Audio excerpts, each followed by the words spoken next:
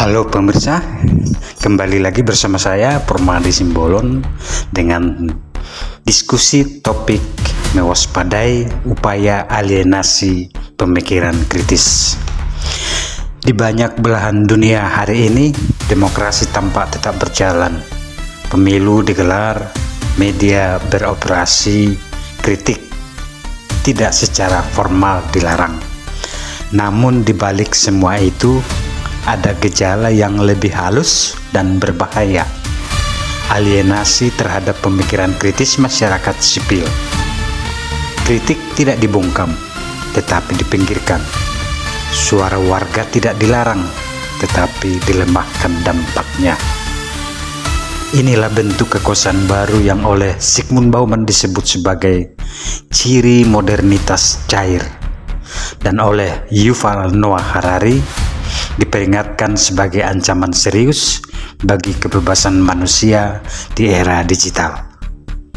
Bauman sejak lama mengingatkan bahwa kekuasaan modern tidak lagi bekerja terutama lewat larangan atau kekerasan, melainkan lewat pengaburan tanggung jawab dan garis antara tindakan dan pertimbangan moral. Kritik dari masyarakat sipil didengarkan, tetapi belum tentu sesuai dengan kebenaran kekuasaan. Dalam dunia yang cair, struktur sosial, ekonomi, dan politik berubah cepat. Sementara tanggung jawab menjadi samar, akibatnya kritik moral sering dianggap tidak relevan, mengganggu stabilitas, atau sekedar tidak produktif. Kritik para pakar dipandang tidak berbasis data. Kekuasaan yakin bahwa yang dilakukan mereka sudah benar dan sesuai kehendak rakyat. Dalam konteks itu, Harari menambahkan dimensi baru, teknologi dan algoritma. Ketika data menjadi komoditas utama, manusia direduksi menjadi data points. Preferensi, emosi, bahkan ketakutan warga dapat dipetakan dan dikelola. Dalam situasi ini, pemikiran kritis tidak perlu dilarang, akan tenggelam sendiri oleh banjir informasi, distraksi, dan konflik artifisial. Fenomena global menunjukkan pola yang serupa. Di banyak negara demokratis, kebijakan besar mulai dari pengelolaan pandemi, keamanan digital, hingga perubahan iklim sering diputuskan melalui mekanisme teknokratis yang minim dialog etis dengan publik. Kritik dari akademisi, aktivis, atau jurnalis tidak selalu disensor, tetapi sering didelegitimasi, dicap tidak realistis, terlalu moralistik, atau tidak memahami kompleksitas sistem.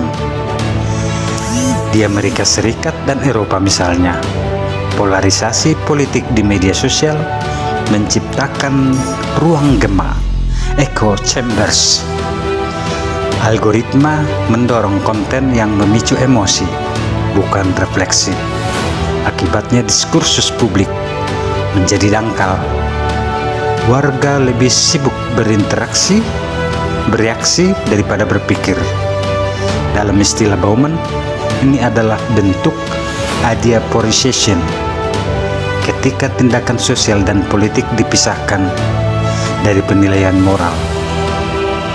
Yang penting bukan benar atau adil, tetapi viral dan efektif, bukan substansi, tetapi pencitraan. Harari menyebut kondisi ini sebagai bahaya baru. Ketika manusia kehilangan otonomi berpikir, bukan karena dipaksa, tetapi karena diarahkan tanpa sadar. Demokrasi tetap ada secara prosedural, tetapi kehilangan substansi deliberatifnya. Indonesia, gejala ini juga terasa. Ruang publik secara formal terbuka, tetapi pemikiran kritis sering dipersepsi sebagai ancaman terhadap kesatuan atau persatuan. Kritik kebijakan kerap dibalas dengan narasi simplistik, anti pembangunan, anti rakyat, anti negara, atau tidak nasionalis. Di sini alienasi bekerja bukan dengan membungkam, melainkan menciptakan jarak moral antara pengambil kebijakan dan warga terdampak. Contohnya terlihat dalam berbagai perdebatan kebijakan strategis, pembangunan infrastruktur besar, pemilihan kepala daerah oleh DPRD, pengelolaan sumber daya alam, penanganan bencana di Sumatera, hingga regulasi digital. Warga yang terdampak langsung sering merasa tidak dilibatkan secara bermakna. Aspirasi diserap secara administratif, tetapi jarang menjadi bagian dari pertimbangan etis substantif. Kritik dianggap menghambat efisiensi. Dalam kacamata Bauman, ini adalah ciri negara modern yang cenderung menghindari tanggung jawab jangka panjang. Negara sibuk mengelola proyek, sementara beban sosial dan ekologis dialihkan ke masyarakat. Ketika warga bersuara, kritik itu tidak dilarang, tetapi dianggap tidak relevan secara moral. Kritik itu tidak dilawan dengan kekerasan fisik, tetapi dikirimi bangkai hewan. Bauman menulis bahwa modernitas cair mengubah warga negara, citizens, menjadi consumer. Dalam logika ini, partisipasi politik direduksi menjadi pilihan sesaat. Like, share, atau suara 5 tahunan. Pemikiran kritis yang menuntut refleksi mendalam menjadi tidak cocok dengan ritme cepat dunia digital. Di Indonesia, hal ini tampak dalam budaya media sosial yang hiperreaktif. Isu kompleks disederhanakan menjadi slogan. Diskusi etis digantikan oleh perang tagar. Akibatnya masyarakat sipil mengalami kelelahan berpikir. Alienasi bukan karena ketakutan, melainkan karena keletihan moral.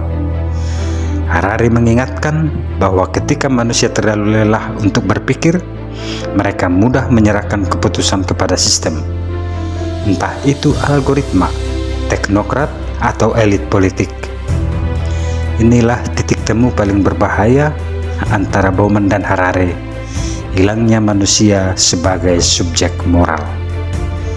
Dalam konteks Indonesia yang religius, alienasi pemikiran kritis juga berdampak pada ruang keagamaan.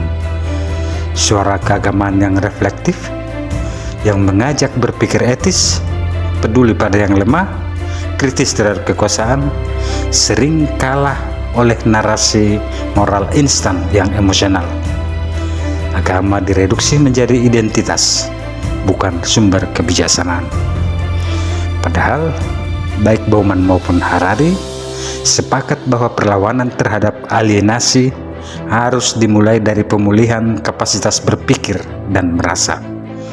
Pendidikan tidak boleh sekedar mencetak tenaga kerja, tetapi membentuk warga yang mampu menimbang secara etis. Literasi digital bukan hanya soal kemampuan teknis, tetapi kemampuan membedakan informasi dari manipulasi.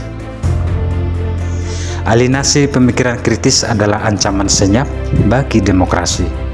Ia tidak datang dengan tank atau larangan, tetapi dengan kecepatan, efisiensi, dan distraksi. Bauman membantu kita memahami bahwa masalah utamanya adalah hilangnya tanggung jawab moral dalam sistem yang cair. Harari mengingatkan bahwa teknologi dapat mempercepat proses itu jika tidak dikendalikan secara etis. Bagi Indonesia, kewaspadaan ini penting. Masyarakat sipil bukan ancaman negara, melainkan cermin moralnya. Kritik bukan gangguan stabilitas, tetapi syarat keadilan. Tanpa ruang berpikir kritis, pembangunan kehilangan arah kemanusiaannya. Pada akhirnya pertanyaannya bukankah apakah kritik masih boleh disuarakan, tetapi apakah kritik masih dianggap bermakna?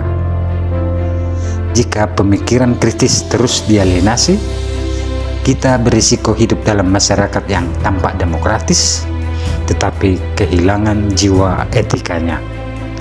Ketika nurani disingkirkan, tragedi sosial bukan lagi kemungkinan, melainkan keniscayaan. Demikian ulasan opini kami hari ini. Klik like, komen, dan share supaya makin banyak orang tercerahkan. Salam kontribusi.